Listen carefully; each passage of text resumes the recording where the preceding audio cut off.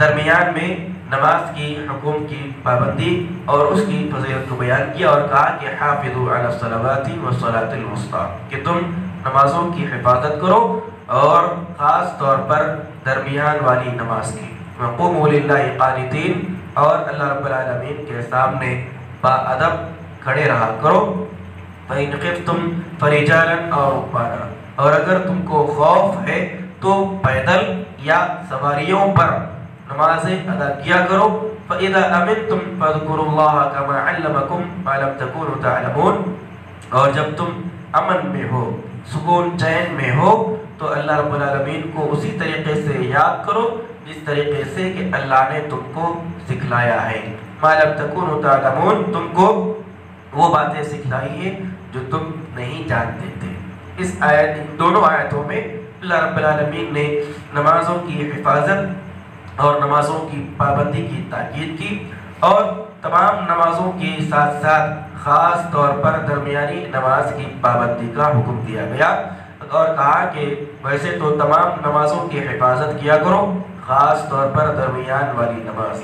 درمیان والی نماز سے مراد عصر کی نماز ہے، عصر کی نماز کی خاص طور پر حفاظت کا حکم دیا جا رہا ہے۔ پھر اللہ نے کہا کہ اللہ رب العالمین کے سامنے ادب اور احترام کے ساتھ کھڑے رہا کرو۔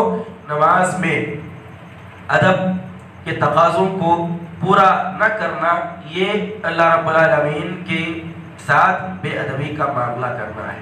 یعنی اگر نماز میں بندہ کھڑا ہوتا ہے تو اللہ رب العالمین کے سامنے ہوتا ہے، لہذا پورے ادب، پورے احترام، پورے خشوع اور پورے خضوع کے ساتھ نمازوں میں ٹھہرنا چاہیے۔ دل کی حاضری بھی نماز میں ضروری ہے اور بدن کی حاضری بھی نماز میں ضروری ہے۔ ایسا نہیں ہونا چاہیے کہ ہمارا صرف بدن نماز میں شامل ہے، ہمارے اعضاء صرف نماز میں شامل ہے، لیکن ہمارا دل، ہمارا دماغ دنیا کے معاملات میں گھوم رہا ہے، ہمارے قدم کہیں اور ہیں، ہمارا پیر کسی اور طریقے سے ٹھہرا ہوا ہے، ہمارے ہاتھ کہیں اور اٹھ رہے ہیں۔ اس طریقے کا معاملہ نمازوں میں نہیں ہونا چاہیے۔ اللہ رب العالمین کے سامنے ادب اور احترام کے ساتھ کھڑے ہونا چاہیے۔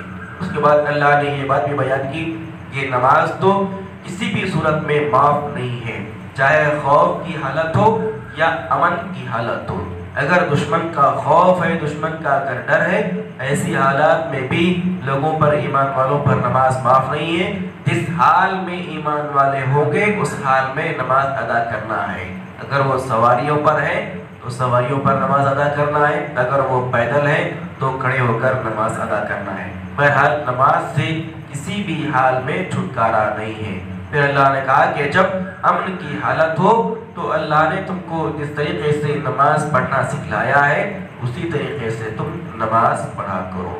تو نماز کی پابندی اور نمازوں کی حفاظت کا ان آیتوں کے اندر حکم دیا گیا۔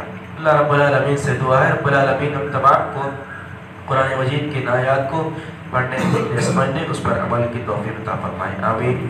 سبحانک اللہم و بحمدک، اشہد ان لا الہ الا انت، استغفرک و اتوب الیک۔